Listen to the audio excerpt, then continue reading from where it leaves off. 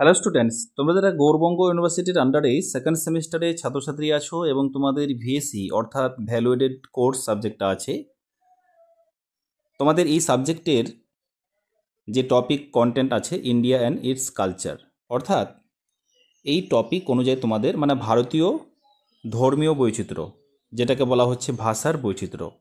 আমাদের কিন্তু এই ভারতীয় সংস্কৃতির ধর্মীয় বৈচিত্র্য এবং ভাষার বৈচিত্র্য আমাদেরকে কিন্তু বুঝতে হবে। তোমাদের এই দ্বিতীয় সেমিস্টারে এই টপিক এই কন্টেন্ট করা হয়েছে, আর এই অনুযায়ী তোমাদের কিন্তু পরীক্ষায় যে 25টি এমসিকিউ থাকবে এখান থেকে কিন্তু তোমাদের থাকবে, ঠিক আছে? তো এবার আমাদের এই ভারতীয় ধর্মীয় বৈচিত্র্যের গুরুত্ব আমাদেরকে কিন্তু বুঝতে হবে। এই বিষয়টি শুধুমাত্র পরীক্ষার জন্য নয়, আমাদের দৈনন্দিন জীবন এবং সমাজকে বোঝার জন্য খুব দরকারি। এটা আমাদের দেশকে জানার জন্য এবং নিজেদের মধ্যে সহনশীলতা ও সংস্কৃতির প্রতি শ্রদ্ধা গড়ে তোলে। আমি তোমাদের প্রতিটি ক্লাসে, অর্থাৎ এই ভিএসসি যে ক্লাসগুলো তোমাদের আমি নেব, একটি করে টপিক আলোচনা করব, সাথে তোমাদের এমসিকিউ আমি আলোচনা করব। আমি তোমাদের মোট আজকে তোমাদের হচ্ছে 25টি আমি এমসিকিউ তোমাদের সমাধান করব। তোমরা ক্লাসটা ভালো করে দেখো। তারপর তোমাদের আমি শেষের দিকে এই ভিএসসি থেকে তোমাদের আমি ইম্পর্টেন্ট প্রশ্নগুলো তোমাদের দেখাচ্ছি। চলো তোমরা দেখো। এখানে প্রশ্নটা হচ্ছে, ভারতের সংস্কৃতির মূল বৈশিষ্ট্য কী? 4টি অপশানের মধ্যে সঠিক অ্যান্সার ধর্মীয় বৈচিত্র্য ও বহুত্ববাদ। তোমাদের পরীক্ষা কিন্তু এরকম মাল্টিপল চয়েস তোমাদের অপশান পাবে তোমরা, ঠিক আছে? যেটা সঠিক হবে তোমরা সেখানে কিন্তু টিক দিবে। তারপরে নেক্সট প্রশ্ন, ইন্দাস ভ্যালি সভ্যতার অন্যতম বিশেষত্ব কী রয়েছে? এটার অ্যান্সারটা হবে শহরের পরিকল্পনা। শহরে পরিকল্পনা।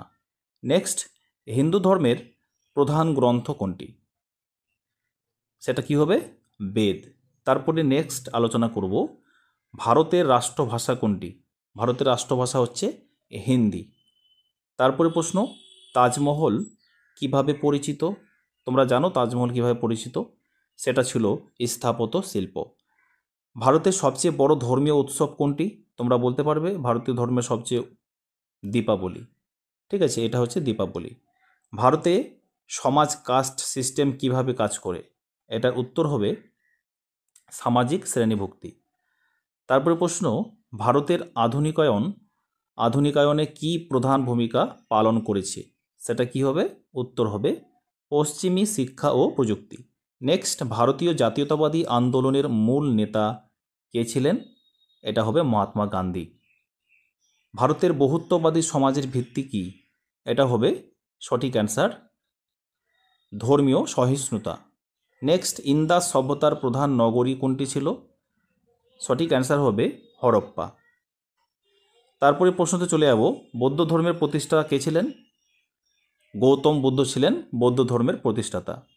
তারপরে প্রশ্ন, ভারতের মুঘল স্থাপত্যের একটি উদাহরণ কি? এটা হবে তাজমহল। তারপরে নেক্সট প্রশ্ন, ভারতের রাষ্ট্রপতি ভবন কোথায় অবস্থিত? এটা হচ্ছে দিল্লি। তারপর প্রশ্ন, ভারতের জাতীয় ফুল কি? কমল। নেক্সট, ভারতের জাতীয় পতাকার মোট কয়টি রং রয়েছে? এটা কিন্তু খুবই জানার বিষয়। 3টি রং রয়েছে। তারপরে প্রশ্ন, ভারতীয় সংসদের নিম্নকক্ষের নাম কি? লোকসভা। তারপর প্রশ্ন, আরেকটা বিষয় তোমাদের সঙ্গে শেয়ার করা আছে, সেটা হচ্ছে তোমরা যারা স্টাডি ম্যাটেরিয়াল অর্থাৎ ভিএসসি পেপারের স্টাডি ম্যাটেরিয়াল তোমরা নিতে চাইছো বা সংগ্রহ করতে চাইছো, তোমাদের জন্য ভিএসসি স্টাডি ম্যাটেরিয়াল তোমাদের তৈরি করা হয়েছে। তোমরা এই যে স্ক্রিনে দেওয়া নম্বরটি দেখতে পাচ্ছ, এই নম্বরে যোগাযোগ করে তোমরা পারচেস করতে পারো। তারপরে প্রশ্ন, ভারতের সমাজে কাস্ট সিস্টেম কিভাবে কাজ করে? সামাজিক শ্রেণীভুক্তিভাবে কাজ করে। ভারতীয় সিনেমার আন্তর্জাতিক খ্যাতি পেয়ে কোন অভিনেতা ভারতীয় সিনেমার আন্তর্জাতিক খ্যাতি পেয়েছেন কোন অভিনেতা? অমিতাভ বচ্চন। তারপরে প্রশ্ন, ভারতের সবচেয়ে বড় রাজ্য কোনটি? রাজস্থান হচ্ছে ভারতের সবচেয়ে বড় রাজ্য। তারপর প্রশ্ন, ভারতীয় স্বাধীনতা সংগ্রামের অন্যতম প্রধান স্লোগান কী ছিল? এটা কি হবে? ইনকিলাব জিন্দাবাদ। তারপর প্রশ্ন, ভারতের রাষ্ট্রীয় পাখি কোনটি? ময়ূর হচ্ছে ভারতের রাষ্ট্রীয় পাখি। তারপর প্রশ্ন, ভারতীয় সম্রাট অশোক কোন ধর্মে দীক্ষিত হন? ভারতীয় সম্রাট অশোক হচ্ছে বৌদ্ধ ধর্মে দীক্ষিত হয়েছিলেন। তারপর প্রশ্ন, ভারতের অর্থনীতিতে সবুজ বিপ্লব শুরু হয় কোন বছর? 1960 সালে। তারপরে প্রশ্ন, ভারতের সাংস্কৃতিক ঐতিহ্য কত প্রাচীন? এটা 5000 বছর আগেকার প্রাচীন। তো এই ছিল তোমাদের আজকে মোট 25টি এমসিকিউ। এরপরে তোমাদের 26 নাম্বার এখান থেকে আমি তোমাদের ক্লাসে আলোচনা করব।